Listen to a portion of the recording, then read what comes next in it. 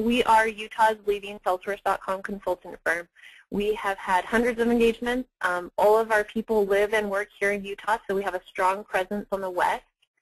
We do have other customers all across the country, and with Salesforce being a SaaS model, we're able to support anyone really from wherever they are. Every consultant at Kyazma is certified through Salesforce directly, which is unique to our firm. Some other firms, you won't get that with every single consultant. So everyone that you work with here does hold a certification, at least one or more of the ones you see on the screen right here. If you have any questions or want more information about what we can provide you as far as Salesforce services go, the final slide will show our contact information. You can reach out to us at any time. All right, so let's get started with Ask the Admin Cases and Solutions. Again, the audience for this is beginning Salesforce administrators who either aren't familiar with cases and solutions or want to do more with cases and solutions, but the main audience are already Salesforce users. So we just briefly want to go over what a case is, and then I'm going to hop into Salesforce and actually show it to you. But a case is just a description of customers' feedback, their problems, their questions. Cases can be used to track and solve customer issues and record all those interactions that happen throughout that process. All case management, editing, creating, locating, and viewing cases can be performed from the Cases tab in Salesforce. Cases can come from several different places. The main two would be emails. So Salesforce allows for email to case functionality. These options, both that I'm discussing, are included with Professional Edition or above. So cases can come in just through an email. You set up, support@mydomain.com, and cases are automatically submitted with the subject and the description of the case, which corresponds to the subject and the body of the email. Cases can also come from a web form, and the benefit of using a web form over email to case is you can use any standard or custom field on your web form. It's similar to Web to Lead, if anyone has ever used that, where you generate HTML directly from Salesforce. Just pick and choose the fields with, a select button, and it generates the HTML, and then you post that on your website, and you can change it up as you want, directly from your website. And again, any field can come in through that method. There are a couple other ways to submit cases too, which we're not going to get into today, but those are submitting it through a customer portal, a self-service portal, or chatter answers. If you do want information on any of those additional things, you can bring it up in questions and answers at the end, or definitely reach out to us afterwards. A solution is, they go hand in hand with cases. So when you create a case, and especially if you get consistent cases again and again regarding the same question, you can generate solutions. It's a detailed description of a customer issue and the resolution of that issue. Solution managers, administrators, and any user that you want to grant appropriate permissions to can create, review, and categorize solutions. You can also publish solutions to a self-service portal and make solutions public. This is one area that I see is underutilized frequently. People, Salesforce users from Professional and above have a self-service portal, which is free, included with your license, I should say.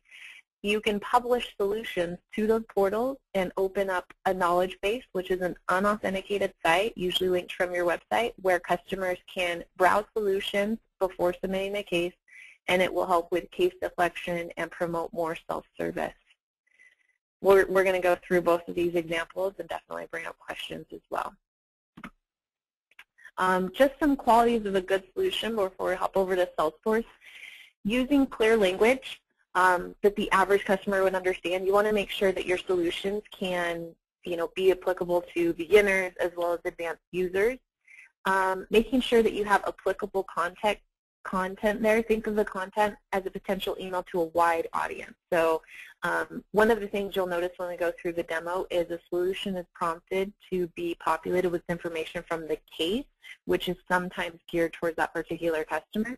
So just making sure that that's general and will be able to be applied to other users as well. You want to make your cases easy to read. You can do a complete HTML editor on the cases, so use line breaks, bullets, numbering, make use of what you have to work with the HTML functionality there. You also want to make sure that your solutions are findable. keywords will be good, because when you search on a case or search keywords, it's only going to search the text that you have on the solution. So if it doesn't come up in natural conversation of the solution, sometimes people will put like @ tags or other specific tabs, so it will come up in general keywords. You also have the option to categorize it, which is the next point on here. Organize similar solutions into categories. Solutions can belong to more than one category, but you do want to limit the number which they belong to, so that they're only in the most relevant categories and will be easier for users and customers to find. But the categories will really help with making those findable as well. And then the last point, which we already kind of touched on, is making sure that those are published. You can make it easy for your customers to find solutions by opening them up on a self-service portal, a customer portal, or a general public solution. So we're going to go over to Salesforce now and take a look at what this looks like. I have a demo org up here, and on this home page, for example, we see some analytics, which we're going to see in a second, so I will revisit that. And over here on the Cases tab, which is what I mentioned, now this is similar to all of the other tabs where you have some list views, which you can customize. You'll see related cases, and you also have some tools to work with. You can mass email cases. That's one thing that I do see that people aren't aware of. You can mass email contacts and leads, and people usually know that. But you can also mass email cases, since they are directly associated to a contact record. You also have some other reports that you can run directly from the Cases tab. So let's go ahead and open up one of these cases and take a look at the page. Now, this hasn't been customized too much, but you will see some differences, some icons over here and a few additions. But for the most part, a lot of these fields are standard. You'll notice that they have a subject in the description, and these are the fields that I mentioned would come over from email to case. This would be everything that you had if this was submitted from an email, and then you would have to enter more of this information as you went on. When you use email to case, it will automatically populate the contacts if they exist in Salesforce. It will find an email match. If there are duplicates, that does not happen. Just be aware of that. It just never matches, and you'd have to either clear up those duplicates to get it to start working, or you'd have to match those by hand if you purposely had duplicates in the system. When you come in from a web form, though, any of this information could be filled out. You do have to make sure, though, that that information is editable to a public profile. Cases can be automated in several ways, and we'll hop over to a slide that goes through some of those options. I just want to finalize up here what we have also available on the case page. So activities go along with cases like almost every other object in Salesforce. One thing unique to cases is it does split emails out into its own section, and it's not just grouped in activity history, although you will know that these are replicated. When that happens, the reason it does that is just so you can see emails are a little more important to the case. You can also see where it was sourced from if it came from an email to case. And as you're going through those conversations, it helps them be more findable instead of going through the entire activity history. And here's where we see solutions. Solutions are attached directly to cases, but it's not a master detail relationship. You actually do have a separate solutions tab. When you're on a case, in order to search for a solution, you can type in keywords here. Like in this one, we had, processor issues or any of the other keywords. We can search directly by typing that, or we could not use any keywords and just search everything. In this case, I'm going to go ahead and search on that. So that will bring up the solutions window, which still gives you case information, so you don't have to go back and forth. You can remember what exactly you're looking for. And then you can see all your search results. So here's where we see some of the categorization happening. These are the categories that I found results on, and in this case there was one result, and it's all in the products category. And then I can go through and I can open up that case. I can also select it, which will then attach it to the case. I'm going to go ahead and do that. And as I come over here now, that would be attached to the case. With solutions attached to cases, you do have the ability to email those to customers using an email template. There's a merge call out, which just says like attach solutions as a PDF. You can do that as well. You can also trigger those updates when solutions are added to cases. That's also an important piece of functionality. That's using workflows though, so that is enterprise and above only. So that outlines the case page and what we see there. As for the Solutions tab, solutions are actually fairly simple. And that goes along with the points I made about making sure that it's findable, it's easy to read, it's a quick answer to a question. People don't want to have to read a manual to get an answer to those specific questions that they're usually submitting cases for. And that's what Solutions is geared towards. Right here, you'll notice I have the option to browse solutions. This is unique to Solutions. You don't see this on very many Salesforce objects in general, but I can click into categories and I can just see solutions in that category, for example. You also have the ability to make nested categories or subcategories. So in products, I can have software and hardware, for example, and all of this is browsable. So I can click down and I can also see my breadcrumb and go back up pretty easily. It's definitely helpful. And then you can search all solutions, and you can search within particular categories as well. If I just go back to the Solutions tab, you do have views to work with as well, recent solutions and a couple of tools, and then I'll go ahead and start a new one here just to show you what that page looks like. Here's where you can put keywords, like I mentioned before. Sometimes they might just not come up in the solution the way that you're presenting it, so you want to just specify those keywords in more detail. You can do that in a separate field. Solutions are actually multi-language supported, so depending on if you have that enabled in your organization, you would define a solution. And you can have, usually when people do that, they'll have categorization for the language, and the language will be the first high-level category. So you choose language and then product and then software, hardware. You can also, on your self-service portals, you can also define the language particularly. So you'll usually direct customers to their appropriate language portal instead of all going to one portal and filtering from there. You'll notice that the fields available on Solutions are pretty simple. Like I mentioned, there's a title and there's a body. Again, it's HTML, so this is where you can format it and make sure that everything's working. You can also insert images, links to other records as well. Let me go ahead and exit out of there. So if you guys do have questions, make sure that you're posting them. I haven't seen any come up, so we're going to go ahead and move on to kind of the next phase, which was what you can do to automate cases within Salesforce. Let me just hop back over here. So for case automation, there are several things that you can do. The first one being case assignment rules. This is similar to lead assignment rules if you've utilized that, but you can automatically route cases to either a user or a queue, depending on information entered into the case. Now this can happen when an email comes in for email to case, a web form is submitted with web to case, or you just manually are entering a case from a call-in. You do have the option at the bottom of that page to route using assignment rules. So even if you're taking the call but you won't be the one working on it, you can just automatically route that using those rules.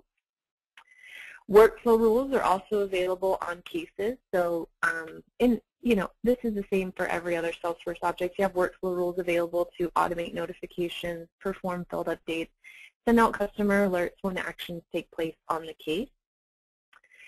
One thing that's special, in addition to workflow rules for cases, though, is escalation rules. This is available with professional or for enterprise, and above, but you don't necessarily have to have Service Cloud to do this. It's still open to you if you're just on Sales Cloud for enterprise. Escalation rules allows you to automatically inform specific users when a case is not resolved within a predefined time period, and this is usually based on case or account criteria. Now, an example of that would be if on the case form they fill out a priority and it's high, medium, or low.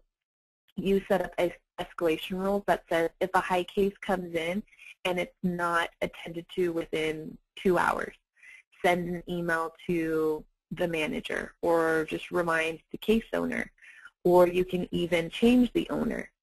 And then you can have different criteria that it runs through. So, high would be 2 hours, but medium 4 hours, low maybe there's nothing involved, and that's totally fine. You can also base those hours off of either your define business hours, so you specify that support has a certain SLA for high, medium, or low cases between 9 and 5 p.m. Mountain Daylight Time.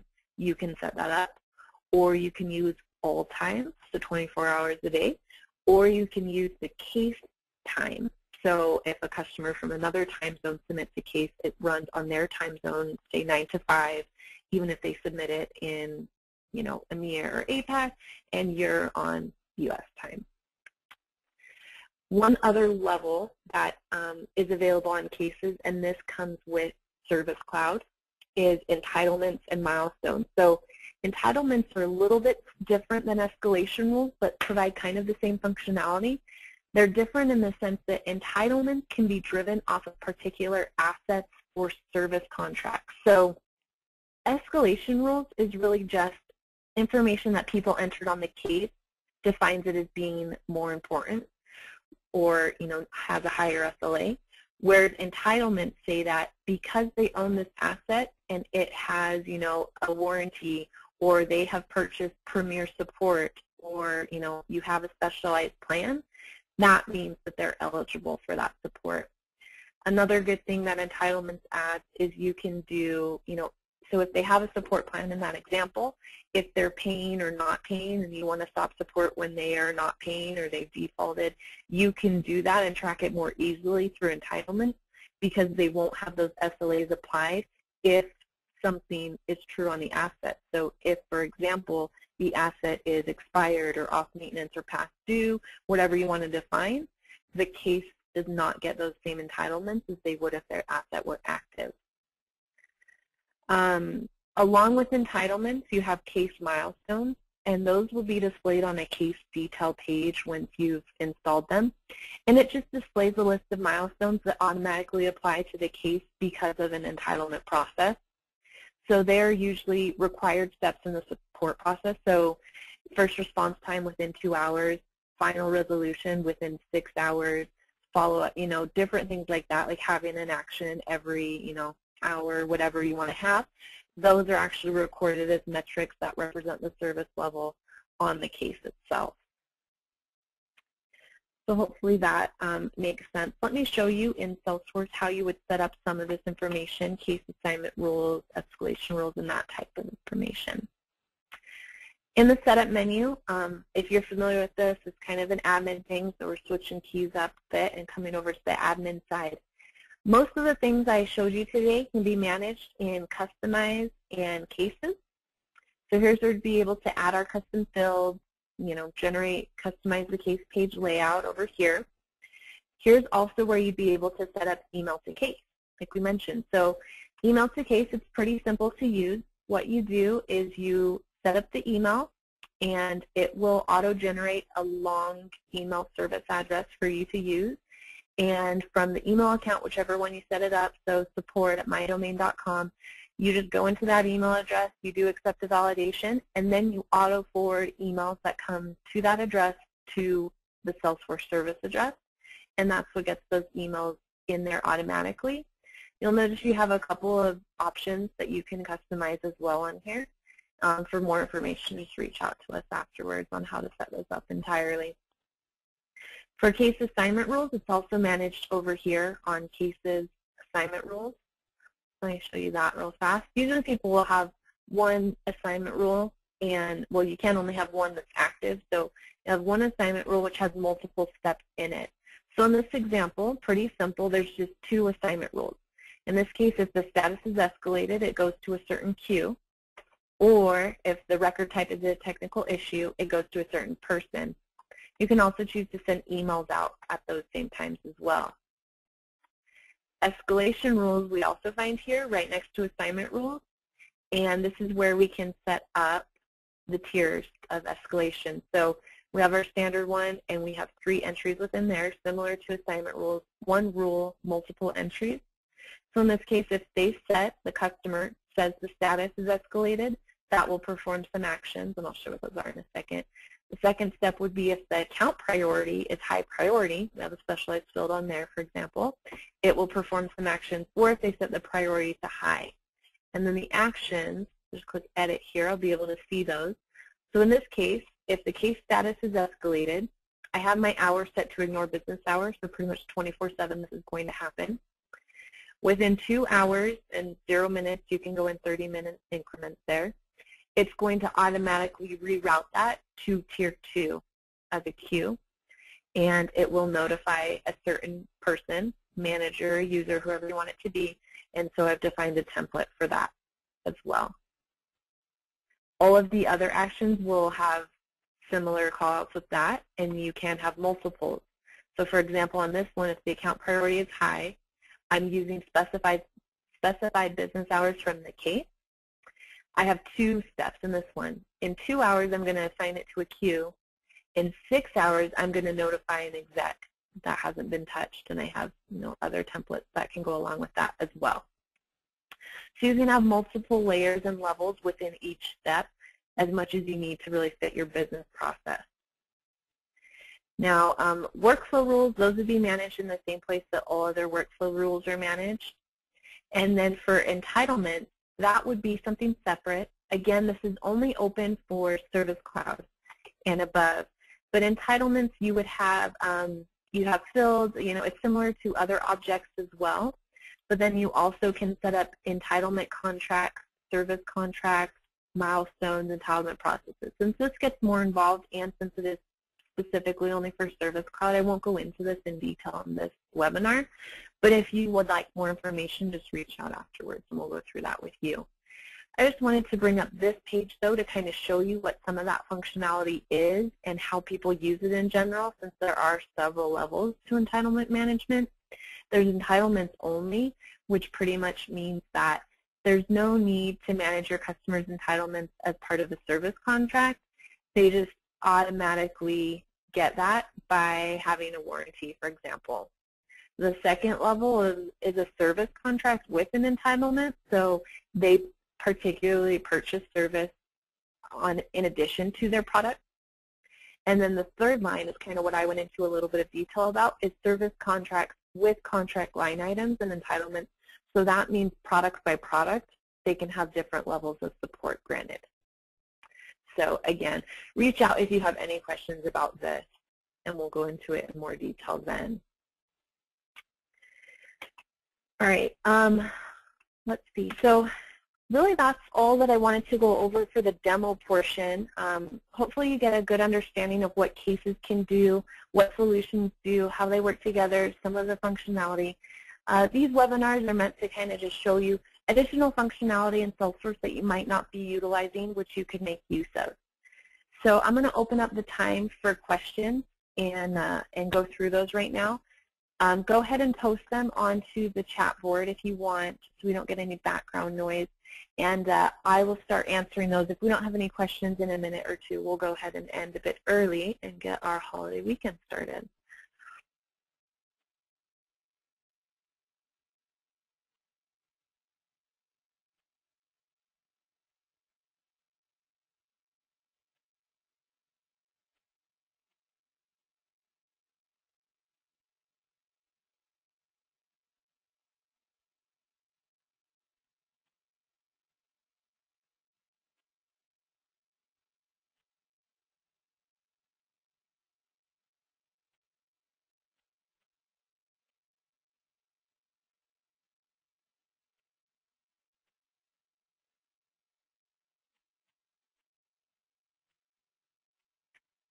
All right, it looks like we don't have any questions today.